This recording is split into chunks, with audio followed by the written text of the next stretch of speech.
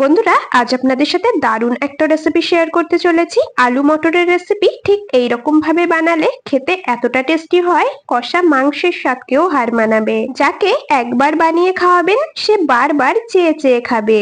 তাহলে চলুন এবার রেসিপিটা শুরু করা যাক। সবার প্রথমে 1 কাপ মটরকে মোটামুটি 5 থেকে 6 ঘন্টার মতো জলে ভিজিয়ে রেখেছিলাম। মটরগুলোকে ভিজিয়ে রাখাতে বেশ সুন্দর ফুলে উঠেছে। আপনারা যতটা পরিমাণে রেসিপি তৈরি করবেন সেই অনুযায়ী মটরের পরিমাণ কম বেশি করে নিয়ে নেবেন। মটরগুলোকে এখন সাইডে সরিয়ে রাখলাম। এখানে দেখুন বেশ মিডিয়াম সাইজে 3টে আলু সেদ্ধ করে নিয়েছি। আমি প্রেসার কুকারে দিয়ে 3টে আলুকে খুব ভালো করে সেদ্ধ করে নিয়েছি আর এখন খোসা ছাড়িয়ে নিচ্ছি। পরিষ্কার করে আগে থেকেই ধুয়ে নিয়েছি, খোসা 3টে আলুরই ছাড়িয়ে নেব। বন্ধুরা, আমি কাজটা করতে থাকি আর আপনারা অবশ্যই কিন্তু আমাকে এই সময়টা কমেন্টসে জানিয়ে যাবেন আপনারা কে কোন জায়গা থেকে আমার আজকের এই রেসিপিটা দেখছেন, তবেই না আপনাদের কমেন্টসে ধন্যবাদ জানাতে পারবো। আর বন্ধুরা, আপনাদের কাছে একটা রিকোয়েস্ট, আপনারা কিন্তু ভিডিওটা স্কিপ করে দেখবেন না। স্কিপ করলে বুঝতে পারবেন না আমি কোন পদ্ধতিতে আর কি কি মশলার ব্যবহার করে রেসিপিটা তৈরি করলাম। এদিকে 3টে আলুরই খোসা সুন্দরভাবে ছাড়িয়ে নিয়েছি। এবার হাত দিয়ে একটু ভেঙে নিচ্ছি। একদম ম্যাশ করে নেওয়া যাবে না, কিন্তু এইরকম একটু গোটা গোটা করে আলুগুলোকে ভেঙে নিতে হবে। তো দেখুন ঠিক এইরকম একটু আস্তে আস্তে রেখে 3টে আলুকেই একটু ভেঙে নিয়েছি। এখন এটাকেও সরিয়ে রাখবো। এদিকে ওভেনে একটা বসিয়েছি প্রেসার কুকার। তার মধ্যে দিয়ে দিচ্ছি বড় কাপের 1 কাপ জল।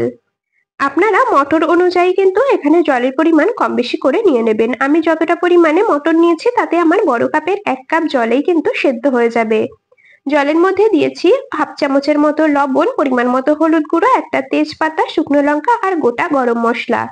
খুব ভালো করে জলের সাথে মিশিয়ে নিচ্ছি আর এখন এর মধ্যে ভিজিয়ে রাখা মটরগুলোকে দিয়ে দেব। প্রেসার কুকারে দিয়ে ওই মোটামুটি 3 থেকে 4টের মতো হুইসেল দিয়ে নেব। আপনারা প্রেসার কুকার অনুযায়ী কিন্তু হুইসেলটা কম বেশি করে দেবেন। মটরটা এইরকম ভাবে সেদ্ধ করতে হবে যাতে করে মটর সেদ্ধ হয়ে যায়, তবে একেবারে কিন্তু গলে না যায়। মটরগুলো গোটা গোটা থাকবে, তবে মটরগুলো একদম সেদ্ধ হয়ে যাবে। ঠিক সেই রকম ভাবে মটরগুলোকে সেদ্ধ করে নিতে হবে। তো চলুন, এখানে আমি 4টের মতো প্রেসার কুকারে হুইসেল দিয়ে নিয়েছি আর এখন ঢাকাটা খুলে নিচ্ছি। আপনাদেরকে একটু দেখিয়ে দিচ্ছি মটরটা ঠিক কিরকম ভাবে সেদ্ধ করতে হবে। দেখুন প্রত্যেকটা মটর কিন্তু গোটা গোটা আছে, তবে হাত দিয়ে একটু প্রেস করলেই কত সুন্দরভাবে গলে যাচ্ছে। ঠিক এইরকম ভাবেই কিন্তু মটরগুলোকে আমাদের সেদ্ধ করে নিতে হবে। আর চাইলে আপনারা কড়াইতে দিয়েও মটর সেদ্ধ করে নিতে পারেন, তবে কড়াইতে সেদ্ধ করলে কিন্তু অনেকটা বেশি সময় লাগবে। এখন এই সেদ্ধ করে নেওয়া মটরগুলোকে ঢেলে নেব একটা ঝাঁঝরি থালার মধ্যে, বা ঝুড়িতেও ঢালতে পারেন। জল আর মটরগুলোকে আলাদা করে নেব, তবে জলটা কিন্তু ফেলবো না, সেদ্ধ করে নেওয়া জলটা রান্নাতেই ব্যবহার করব। তো দেখুন এদিকে সেদ্ধ করে নেওয়া মটরগুলো একটা ছিদ্রযুক্ত থালার মধ্যে ঢেলে নিয়েছি।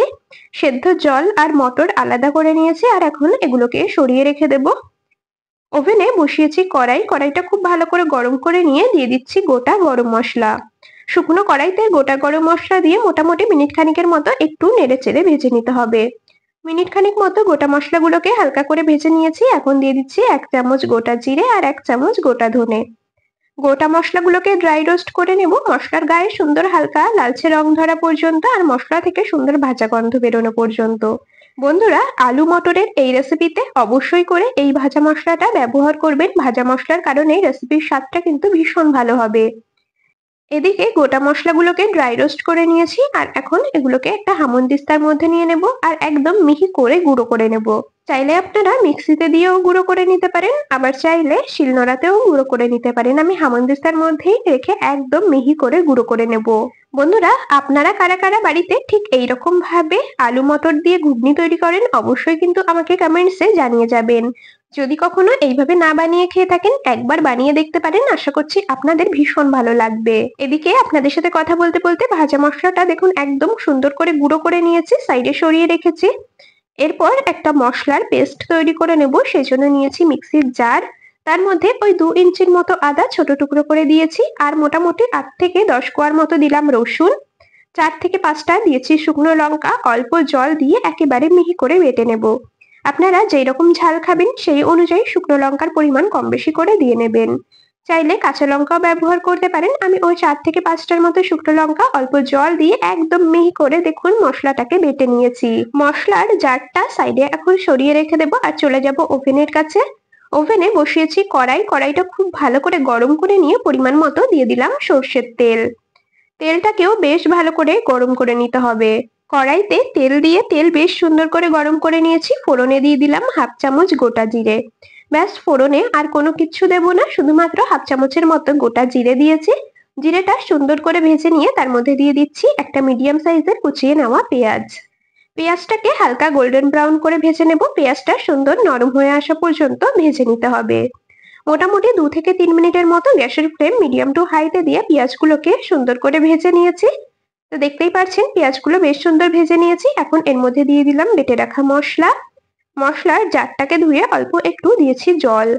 খুব ভালো করে কষিয়ে নিতে হবে মশলার কাঁচা গন্ধ যাওয়া পর্যন্ত, মশলা থেকে তেল ছেড়ে আসা পর্যন্ত।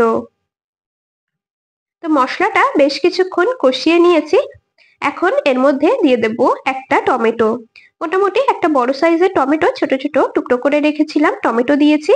টমেটো একদম সুন্দরভাবে সফট হয়ে আসা পর্যন্ত, মশলা থেকে তেল ছাড়া পর্যন্ত কিন্তু মশলাটা টমেটো দিয়ে কষিয়ে নেব। বন্ধুরা, মশলাটা কষাতে কষাতে আপনাদের সাথে একটা কথা শেয়ার করে নিই। আপনারা যদি আমার আজকের এই রেসিপিটা ইউটিউব থেকে দেখে থাকেন, অবশ্যই চ্যানেলটি সাবস্ক্রাইব করে রাখবেন। আর যদি ফেসবুক পেজ থেকে দেখে থাকেন, পেজটিকে ফলো করে রাখবেন এইরকম আরো দারুণ দারুণ রেসিপির আপডেট সবার আগে পাওয়ার জন্য। খুব ভালো করে বেশ কিছুক্ষণ ধরে মশলা কষিয়ে নিয়েছি। দেখুন মশলা থেকে সুন্দর তেল ছেড়ে দিয়েছে। এখন এর মধ্যে দিয়ে দিচ্ছি সেদ্ধ করে রাখা মটরগুলো। সমস্ত মটর দিয়ে খুব ভালো করে মিশিয়ে নেব। মশলা কড়াইয়ের নিচে একটু লেগে লেগে যাচ্ছিল, সেই জন্য মটর সেদ্ধ করে রাখা যে জলটা ছিল তার থেকে অল্প একটু জল দিয়ে দিলাম।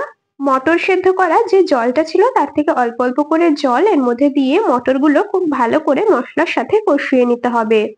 তো খুব ভালো করে একটু নেড়েচেড়ে মিশিয়ে নিয়েছি। দিয়ে দিচ্ছি স্বাদ মতো লবণ আর দেবো পরিমাণ মতো হলুদ গুঁড়ো।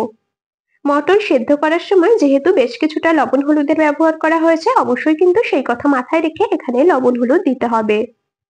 বেশ কিছুক্ষণ ধরে মটরগুলো খুব ভালো করে কষিয়ে নিয়েছি। এখন এর মধ্যে দিয়ে দেব সেদ্ধ করে রাখা আলু। আলুগুলোকে দিয়ে আবারও খুব ভালো করে নেড়েচেড়ে মিশিয়ে নিতে হবে। আর এইরকম ভাবে আর মোটামুটি 2 মিনিটের মতো কষিয়ে নেব। আলু দিয়ে আর খুব বেশি সময় কষাবার দরকার নেই, মোটামুটি মিনিট খানিক বা 2 মিনিটের মতো নেড়েচেড়ে কষিয়ে নিয়েছি। মটর সেদ্ধ করা জল পুরোটাই এখন দিয়ে দিলাম, আর দিয়ে দেব পরিমাণ মতো উষ্ণ গরম জল। ঘুগনিটা আপনারা যেই রকম ঝোল রাখবেন সেই অনুযায়ী কিন্তু জলের পরিমাণ কম বেশি করে দিয়ে নেবেন। আলু মটর যেহেতু আগে থেকেই সেদ্ধ করা রয়েছে, তো সেদ্ধ হওয়ার তো আর কোনো ব্যাপার নেই, তো সেই বুঝে আপনারা এখানে জলটা দিয়ে দেবেন। জল দিয়ে খুব ভালো করে নেড়েচেড়ে নিয়েছি। ঝোলটা দেখুন ফুটে এসেছে। এখন ঢাকা দিয়ে মোটামুটি 6 থেকে 7 মিনিটের মতো হাই ফ্লেমে রান্না করে নেব। 6 থেকে 7 মিনিটের মতো হাই ফ্লেমে ঢাকা দিয়ে রান্না করে নিয়েছি। ঢাকা খুলে নিলাম। আবারও কিন্তু আলতো হাতে নেড়ে নিচ্ছি। আমি ঘুগনিটা একেবারে শুকনো শুকনো করবো না, আবার খুব বেশি ঝোল রাখবো না, ঠিক এইরকম অবস্থাতেই এখন ঘুগনিটাকে নামিয়ে নেব। খুব ভালো করে একটু নেড়েচেড়ে নিয়েছি। আর এখন এর মধ্যে যে ভাজা মশলাটা তৈরি করে রেখেছিলাম তার থেকে 2 চামচের মতো মশলা ঘুগনির ওপরে ছড়িয়ে দেব। বন্ধুরা, ঘুগনি তো অনেক রকম ভাবে বানিয়ে খেয়েছেন, নিরামিষ আমিষ, তবে এইরকম ভাজা মশলা দিয়ে একবার ঘুগনি বানিয়ে দেখতে পারেন, খেতে দারুণ লাগে। টেস্ট ব্যালেন্সের জন্য 1/2 চামচের মতো দিয়েছি চিনি। ভাজা মশলা আর সামান্য একটু চিনি দিয়ে খুব ভালো করে মিশিয়ে নিচ্ছি। দেখুন ঘুগনিটা দেখতেও কিন্তু দারুণ লোভনীয় লাগছে। এখন গ্যাস অফ করে দিয়েছি। ওপর থেকে আরো 1/2 চামচের মতো ভাজা মশলা ছড়িয়ে দিলাম। ব্যাস, এখন গরম গরম রুটি, পরোটা, লুচি যে কোনো কিছুর সাথে এই আলু মটরের রেসিপি বা ঘুগনিটা পরিবেশন করতে পারেন। আবার শুধু শুধুও কিন্তু খেতে পারবেন। এতটা টেস্টি হয়, কষা মাংসের স্বাদকেও হার মানাবে। তাহলে চলুন এখন ঘুগনিটাকে একটা প্লেটে পরিবেশন করে নিই। বন্ধুরা, আমাদের আজকের এই রেসিপিটা আপনাদের কেমন লাগলো অবশ্যই কিন্তু কমেন্টসে জানিয়ে যাবেন। যদি ভালো লেগে থাকে তবে ভিডিওটিতে একটি লাইক আর বন্ধুদের মধ্যে অনেক অনেক শেয়ার করে দেওয়ার অনুরোধ রইল। তবে আজ এখানেই শেষ করছি। আবার দেখা হবে পরবর্তী কোনো রেসিপির সাথে। ততক্ষণে সকলে ভালো থাকবেন, সুস্থ থাকবেন।